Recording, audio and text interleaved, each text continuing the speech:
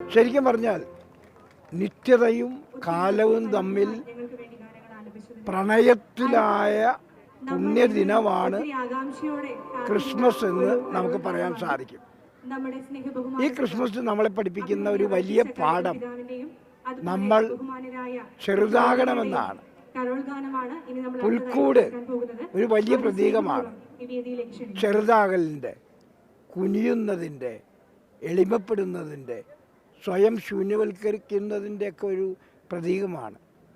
മനുഷ്യൻ ഇന്ന് നന്നാകണമെങ്കിൽ, നമ്മുടെ ലോകം നന്നാകണമെങ്കിൽ, ഒരു സ്നേഹ സംസ്കാരം വളർത്തിക്കൊണ്ട് വരണമെങ്കിൽ ഈ ബോംബുകളും ആറ്റം ബോംബുകളും അതുപോലെ തോക്കുകളൊന്നും ഉപയോഗിച്ചുകൊണ്ടൊന്നും നടക്കില്ല. മറിച്ച് മനുഷ്യൻ ക്ഷമിക്കുവാനും പൊറുക്കുവാനും ചെറുതാകാനും എളിമപ്പെടാനൊക്കെ പഠിക്കുമ്പോൾ ഒരു പുതിയ സംസ്കാരം നമുക്ക് നമ്മുടെ ചുറ്റിലും വളർത്തിക്കൊണ്ടുവരാൻ നമുക്ക് സാധിക്കും.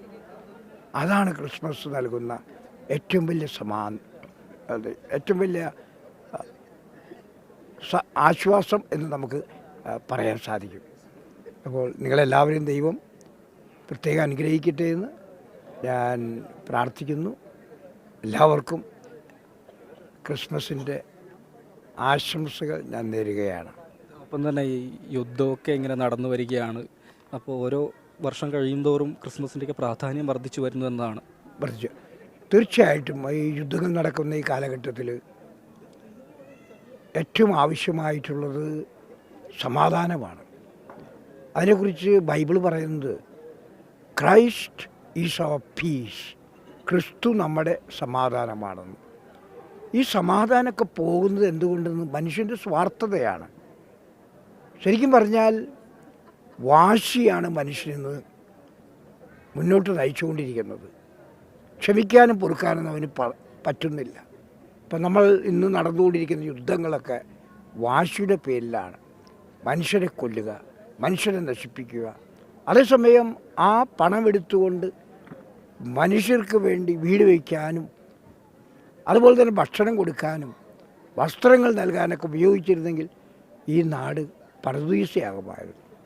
പറുദീസ എന്ന് പറയുന്നത് ആനന്ദമാണ്, സ്നേഹമാണ്, കാരുണ്യമാണ്, പങ്കുവയ്ക്കലാണ്. ഇപ്പോൾ ചുരുക്കം പറഞ്ഞാൽ നമുക്ക് ലോകത്തിൽ ഇന്ന് ആവശ്യം ഒരു ക്രിസ്മസ് സംസ്കാരമാണ്, എ കൾച്ചർ ഓഫ് ക്രിസ്മസ്. അതെന്താണെന്ന് ചോദിച്ചാൽ സ്നേഹം, ത്യാഗം, പങ്കുവയ്ക്കൽ, ക്ഷമിക്കൽ, ഇങ്ങനെയൊക്കെയുള്ള കാര്യങ്ങൾ കൊണ്ടൊരു ക്രിസ്മസ് സംസ്കാരം നമ്മുടെ ചുറ്റിലും നമുക്ക് വളർത്തിക്കൊണ്ടുവരാൻ സാധിക്കും.